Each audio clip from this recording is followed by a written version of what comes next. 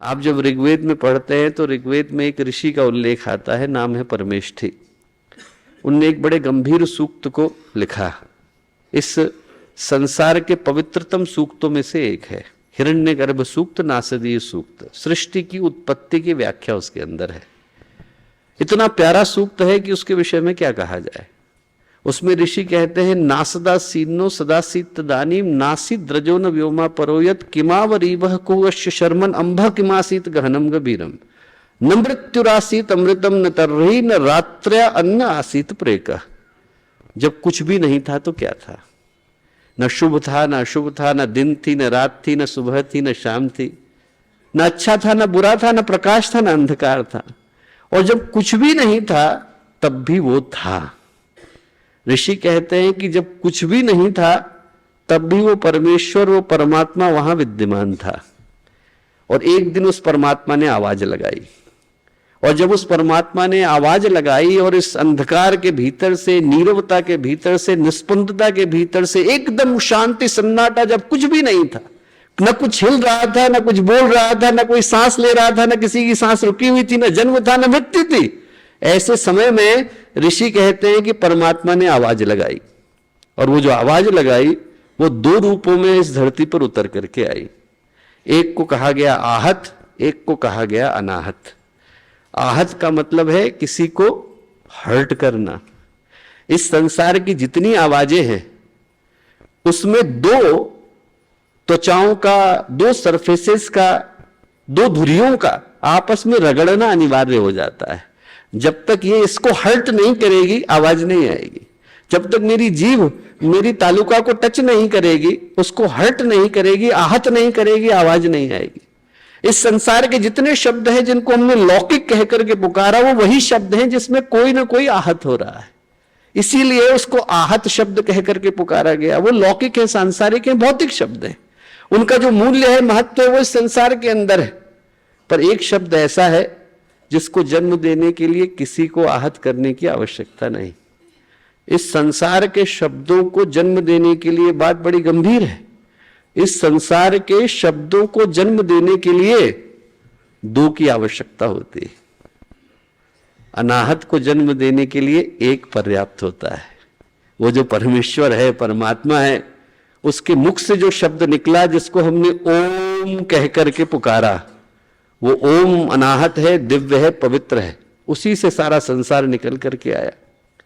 जो सबसे गंभीर बात है वो क्या है? एक शब्द वो है जिससे संसार जन्मा, एक शब्द वो है जिसने हमें जन्म दिया, और एक शब्द वो है जिसको हम जन्म देते हैं। जिसको हम जन्म देते हैं उसको हम लोग आहत कह करके पुकारते हैं। जिसने हमें जन्म दिया उसको हम अनाहत कह करके पुकारते हैं। वो जो अनाहत है वही ओम का शब्द है। पूरी सृष्टि की उत्पत्ति का कारण, आधार, निमित्त, उपादान एक ही शक्ति है, उसका नाम है परमेश्वर, परमात्मा, ईश्वर, पुरुषोत्तम, भगवान। जो आप कहना चाहें वो कहें, आदि शक्ति। वहां से जो शब्द निकल करके आया उसको शास्त्रकारों ने ओम कह करके पुकारा। पातंजलि जब समाधि की व्याख्या करते हैं योग सूत्र में तो कहते हैं अभ्यास और वैराग्य से समाधि की प्राप्ति होती है। समाधि योग, क्रिया योग वालों के लिए तप, स्वाध्याय, ईश्वर प्रणिधान है। अष्टांग योग वालों के लिए यम, नियम, आसन, प्राणायाम, प्रत्याहार, धारणा, ध्यान, समाधि है। लोग पूछते हैं और कोई तरीके से भी होती है क्या? पातंजलि कहते हैं हाँ, ईश्वर प्रणिधान अथवा ईश्वर के प्रति प्रणिधान से भी होती है। प्रणिधान का मतलब भक्ति विशेष है, सामान्य भक्ति नहीं, उत्कट भक्ति, वो प्रणिधान है। प्रश्न उभरता है कि ईश्वर कौन है? तो ईश्वर की जो परिभाषा है वो पातंजलि ने इतनी प्यारी दी है। 3 सूत्रों में 3 तरह से परिभाषा दी है। क्या कहा है? क्लेश कर्म विपाक आशय अपरामृष्ट पुरुष विशेष है ईश्वर। क्लेश हुए तो कर्म आएगा, कर्म आएगा तो आशय बनेगा। कर्माशय, उससे क्या होता है? सति मूले तद विपाको जाति आयु होगा। जब तक कर्म है तब तक आपको 3 चीजें मिलती हैं। जाति मिलेगी, कहां जन्म मिलेगा? मनुष्य में मिलेगा, पशु में मिलेगा। मनुष्य में मिलेगा तो कहां मिलेगा? आयु, कितना जिएंगे। भोगा, किस तरीके का जीवन होगा। तो वो कहते हैं कि क्लेश है तो कर्म है, कर्म है तो विपाक है, आशय है तो विपाक है। इन सबको जिसने कभी छुआ ही नहीं।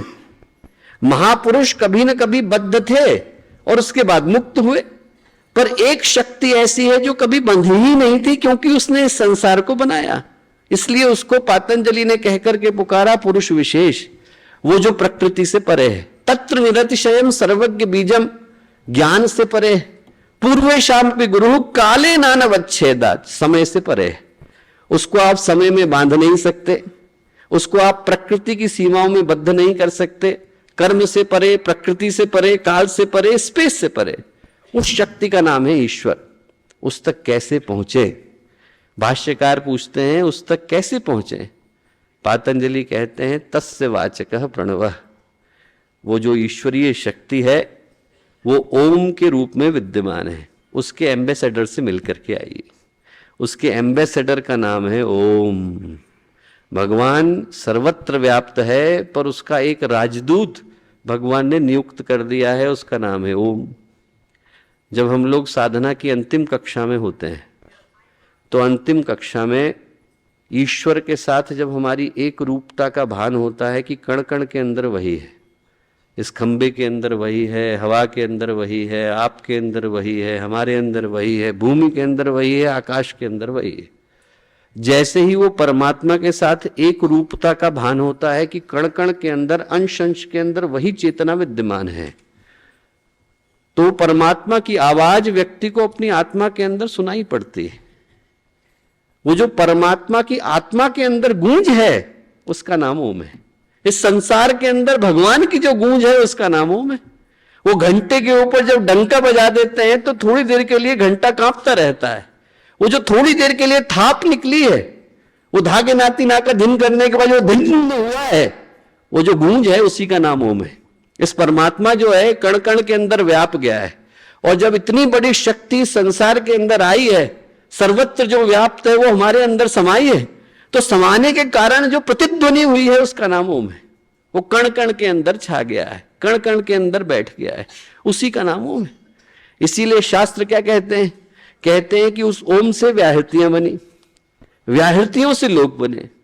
अकारम च उकारम च मकारम च प्रजापति, अकार से उकार से मकार से प्रजापति ने, ब्रह्मा ने ओम को बनाया। ओम व्याहृति, ओम बने व्याहृति बनी। भूर्भुवस्व अतिथि च, उसके बाद भूर्भुवस्व का निर्माण हुआ।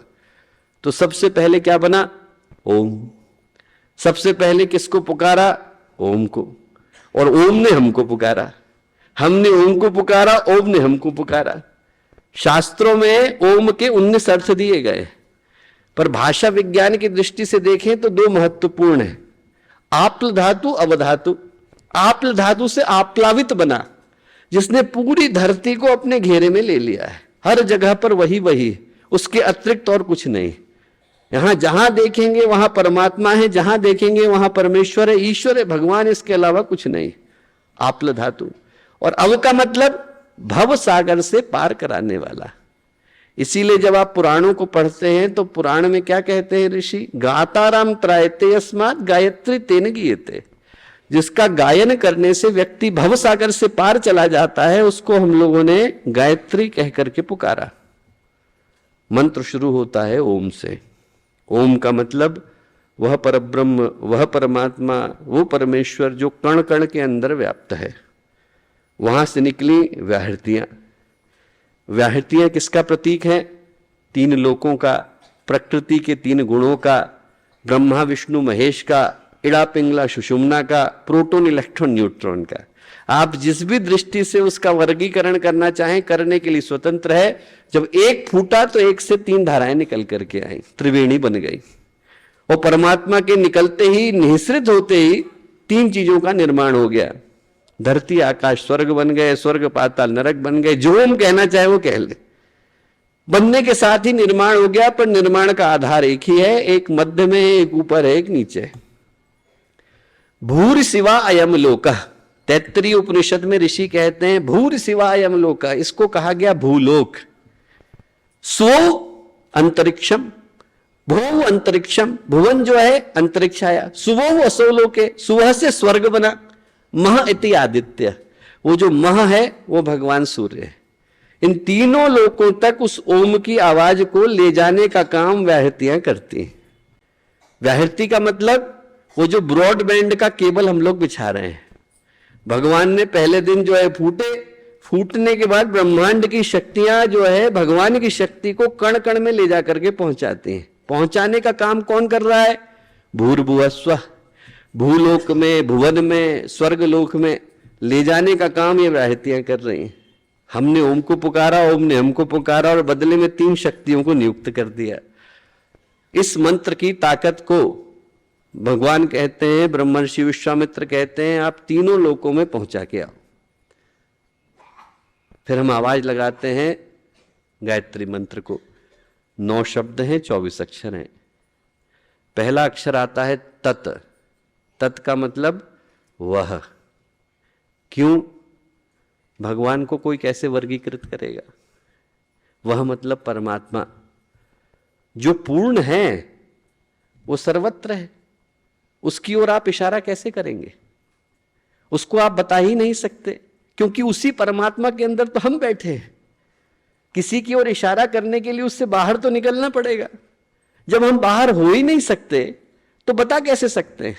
चूंकि वो परमात्मा हर जगह है। ओम पूर्णमदः पूर्णमिदं पूर्णात् पूर्णमुदच्यते, हर जगह पर वही है, पूर्ण है। पूर्ण से पूर्ण को निकालने के बाद भी पूर्ण ही शेष रह जाता है। तो चूंकि वो परमात्मा हर जगह है, इसलिए उसकी ओर सिर्फ इशारा किया जा सकता है। उसको ये कह करके नहीं पुकारा जा सकता कि ये वो परमात्मा है या वो परमात्मा है। यदि मैं कहूं कि परमात्मा वहां है तो क्या यहां नहीं? यदि मैं कहूं कि परमात्मा वहां है तो क्या यहां नहीं? यदि ऊपर है तो क्या नीचे नहीं है? बाएं है तो क्या दाएं नहीं है? सामने है तो क्या पीछे नहीं?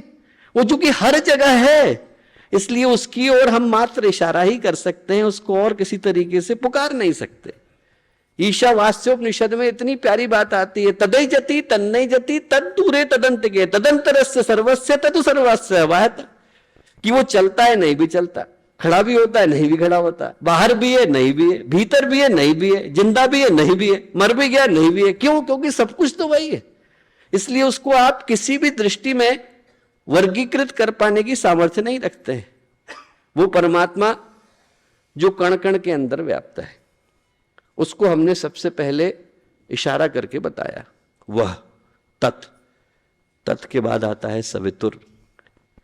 सवितुर का मतलब सविता सर्वस्य प्रसविता, सबको जन्म देने वाली शक्ति।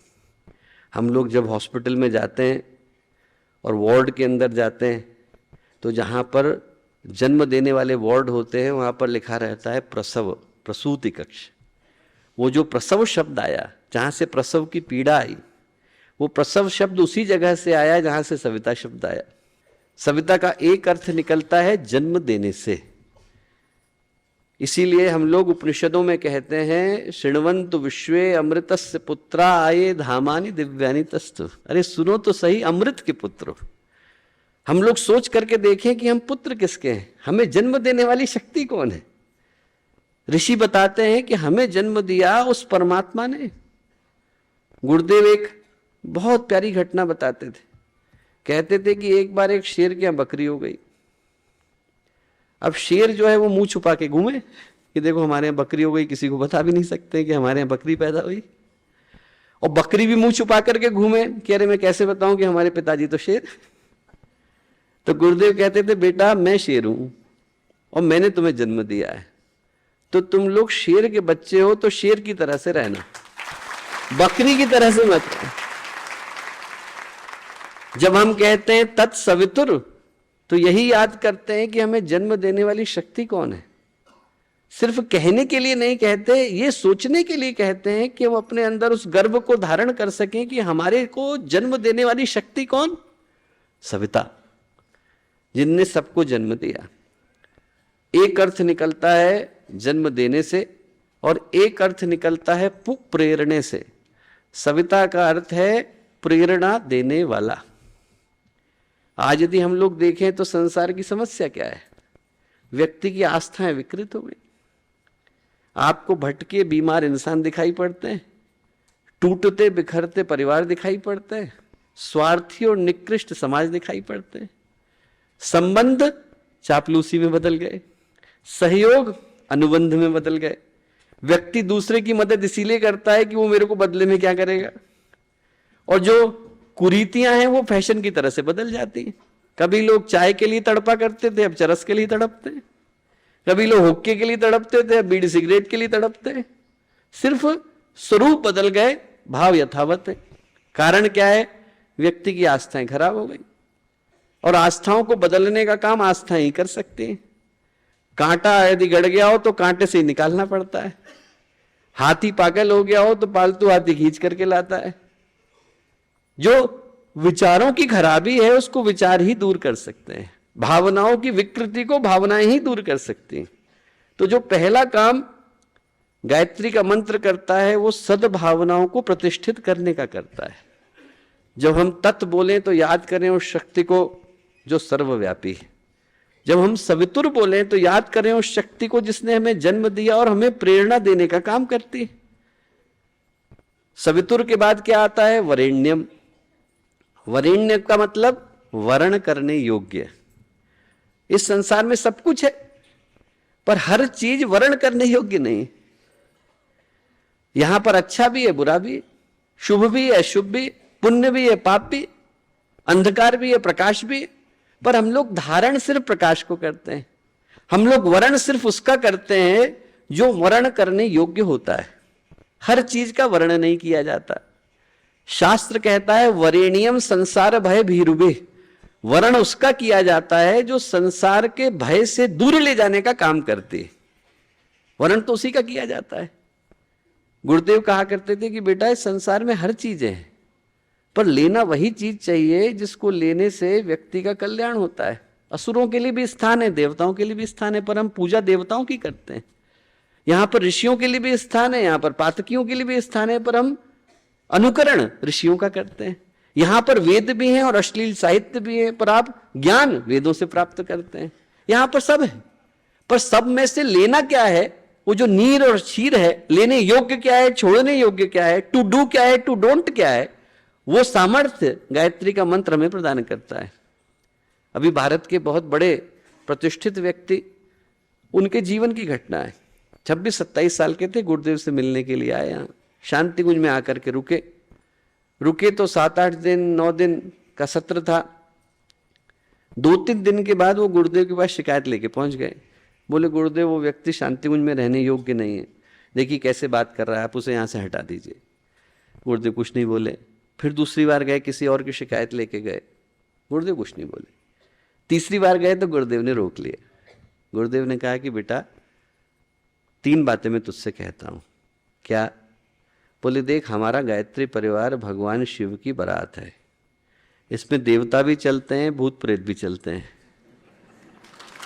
बोले सब विवेकानंद बन गए होते तो यहां क्यों आते? बोले तू उनसे उनके परिष्कार के अधिकार को क्यों छीन रहा है? सुधरने दे। दूसरा जो बात इस शब्द से महत्वपूर्ण दृष्टि से जुड़ी हुई है, गुरुदेव ने कहा एक बाग में भौरा भी होता है, गुबरैला भी होता है। एक गोबर पर बैठता है, एक पराग पर बैठता है। तू तय कर कि तुझे बैठना कहाँ है, लोगों के गुण देखने कि दोष देखने। जो गायत्री मंत्र का ये शब्द है वरेण्यम, वो याद दिलाता है कि संसार में सब कुछ है, हमारे ऊपर है कि हम देखते क्या हैं और लेते क्या है। गुण भी है, दोष भी। तत् का मतलब वो परमात्मा जो सर्वव्यापी है। सविता का मतलब जन्म देने वाली, प्रेरणा देने वाली शक्ति। वरेण्यम का मतलब वर्ण करने योग्य, धारण करने योग्य। और इतनी प्यारी बात व्याख्याओं में कही है आचार्य शंकर ने, ब्रह्मर्षि विश्वामित्र ने और महर्षि सूत ने। इन तीनों से बढ़कर के कोई नहीं है। आप जरा सोचिए, वेदांत के शिखर, वैदिक परंपरा के शिखर, पौराणिक परंपरा के शिखर, इन तीनों ने मिलकर के क्या व्याख्या करी है? इनने कहा है वरेणम सर्व जंतुभे। ये गायत्री मंत्र इतना पवित्र है कि सारे जंतुओं के लिए वर्ण करने योग्य है। इंसान को छोड़ दीजिए, कहते हैं सारे जंतुओं के लिए वर्ण करने योग्य है। और यहां लोग प्रतिबंध लगा के बैठ गए, इनको करना चाहिए, इनको नहीं करना चाहिए। आप जरा सोच के देखिए, शास्त्र कहते हैं वरेण्यम सर्व जंतुभे। इंसान को छोड़ दीजिए, जंतुओं तक को ये गायत्री मंत्र धारण करना चाहिए। और लोग अपना नियम बना के बैठ जाते हैं, ये करेंगे ये नहीं करेंगे। अरे कहाँ से आ सकता है? वरेण्यम का मतलब वर्ण करने योग्य, धारण करने योग्य, लेने योग्य। और वरेण्यम के बाद क्या आता है? ओम भूर्भुवः स्वः तत्सवितुर्वरेण्यम भर्गो। भर्गो का मतलब जला देने वाली। वीर्यम वा भर्गई। जो भूंजना हम लोग शब्द बोलते हैं, भूंजना, परमात्मा की वो शक्ति जो पापों का नाश करती है। भगवान के पास दोनों ताकतें हैं। भगवान जो है वरद मुद्रा भी लेकर के बैठते हैं, पर त्रिशूल भी तो धारण करते हैं। भगवान जो है लोगों का कल्याण करते हैं, पर हाथ में सुदर्शन चक्र भी तो लेके चलते हैं। भगवान लोगों का कल्याण करने के लिए आते हैं, पर कंधे पे धनुष बाण भी तो लेकर के आते हैं। भगवान के पास दोनों शक्तियां हैं। हमारी दुष्टता और भ्रष्टता दोनों को नष्ट कर पाने की सामर्थ्य किसके अंदर है? गायत्री मंत्र के अंदर है। गलत करेंगे तो पापों का शमन करने के लिए मां गायत्री उतरती है, और गलत सोचेंगे तो सद्बुद्धि देने का काम मां गायत्री करते हैं। दोनों चीजों का, दोनों पथों को प्रशस्त करने का। गलत कर दिया है तो पापों को रोकने का काम करें, पर साथ साथ ही हमारे अंदर सद्बुद्धि को जगाने का काम भी मां गायत्री करती है। भूल हो गई कोई बात नहीं, पर मां का दायित्व यह होता है कि वो सही पथ भी बच्चे को बताए। तो इसलिए वो शक्ति जो हमारे अंदर के पापों का शमन करने का काम करती हैं, वो भर्गो के रूप में निकल करके आई।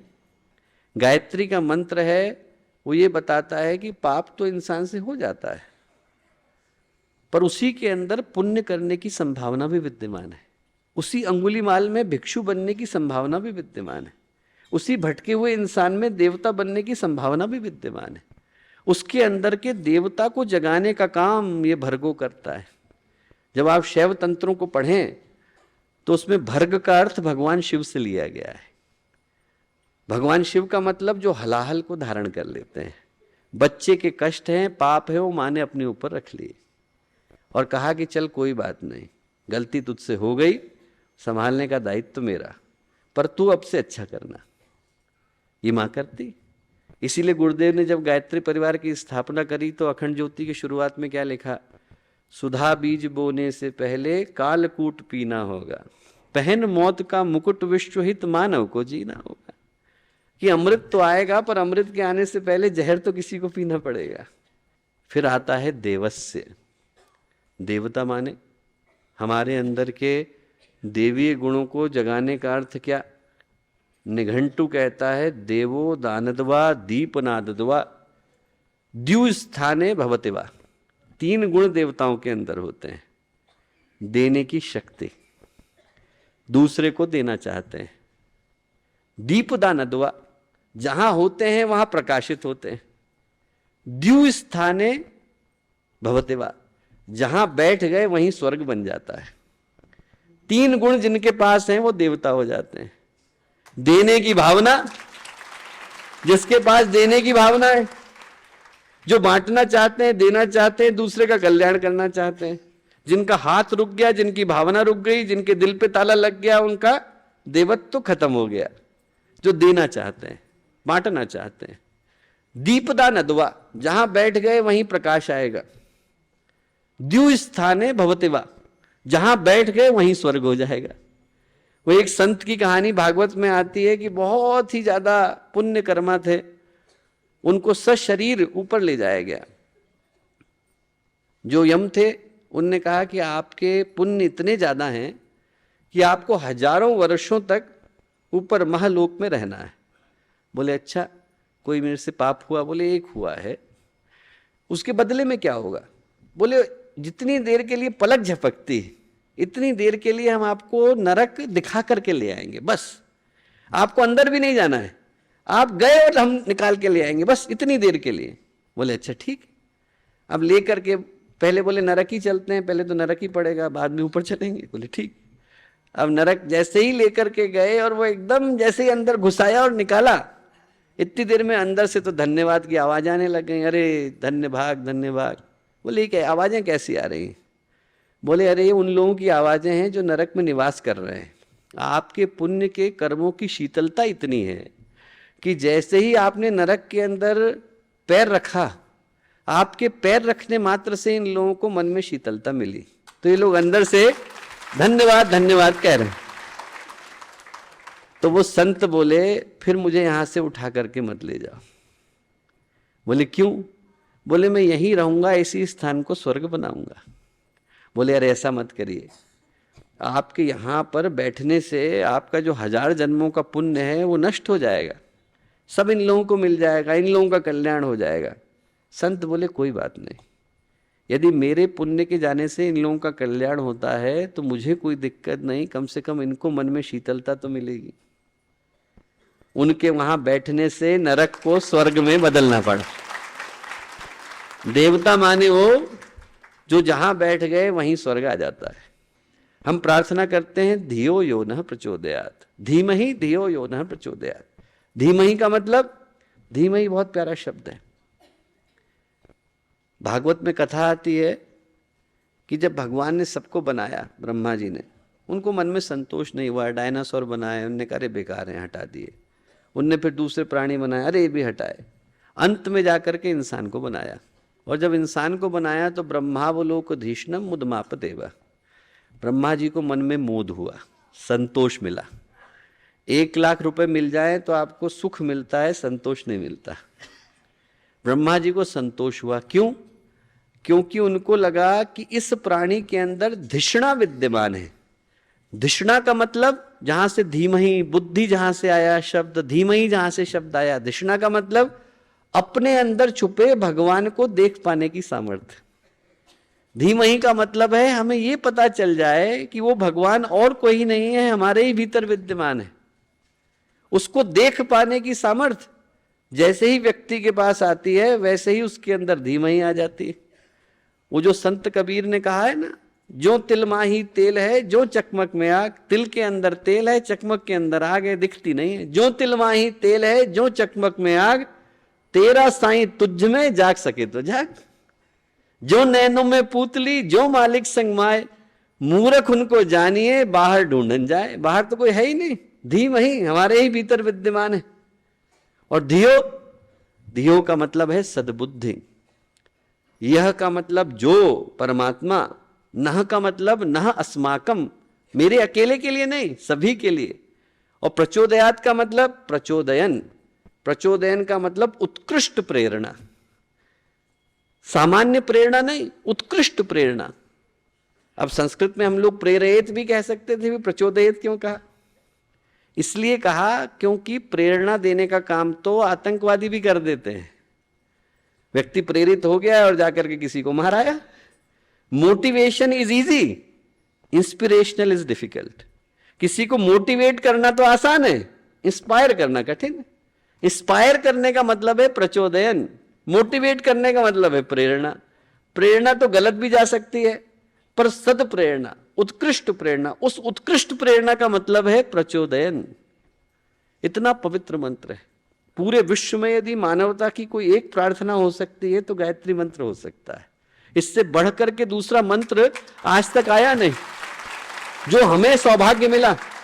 और मैं कहता हूं कि यदि किसी को जरा सी भी शंका हो तो वो जरा सा पुराणों को उठा करके देखे। अकेला मंत्र है जिसमें 24 के 24 अक्षरों के 24 ऋषि हैं। अकेला मंत्र है जिसमें 24 के 24 अक्षरों के 24 देवता हैं। अकेला मंत्र है जिसमें 24 के 24 अक्षरों की 24 योगिनियां हैं, 24 देवियां हैं। आप सोच के देखिए। और अकेला मंत्र है जिसका भाष्य आचार्य शंकर ने भी किया, सायण ने भी किया, महीधर ने भी किया, वट ने भी किया और रावण ने भी किया। आप सोच के देखिए, ऐसा कोई व्यक्ति नहीं जिसने संहिता लिखी हो और गायत्री मंत्र की व्याख्या न करी हो। और महर्षियों में महर्षि विश्वामित्र ने तो देखा ही, ब्रह्मर्षि वशिष्ठ ने किया, याज्ञवल्क्य ने किया, सूत ने किया, अगस्त्य ऋषि ने किया। ऐसी कोई परंपरा नहीं ऋषि परंपरा की जिसने गायत्री मंत्र के ऊपर भाष्य न किया हो। वेदांत में अन्यथा करते नहीं है, पर आचार्य शंकर ने गायत्री मंत्र का इतना लंबा भाष्य किया है। आप सोच के देखिए कि इतना बड़ा भाष्य वेदांत के ज्ञान के शिखर उनने किया, ये बताने के लिए किया कि इस मंत्र का मूल्य कितना है। उस मंत्र को करने का सौभाग्य हमको मिला। आप में से प्रत्येक के जीवन में साधना का जो अंतिम चरण है, अंतिम पुरुषार्थ है, अंतिम शिखर है, वो संपन्न हो सके, सफल हो सके, ऐसी प्रार्थना पूज्य गुरुदेव वंदनीय माता जी और आदिशक्ति माँ गायत्री से हम लोग करते हैं। सभी को बहुत सारी शुभकामनाएं।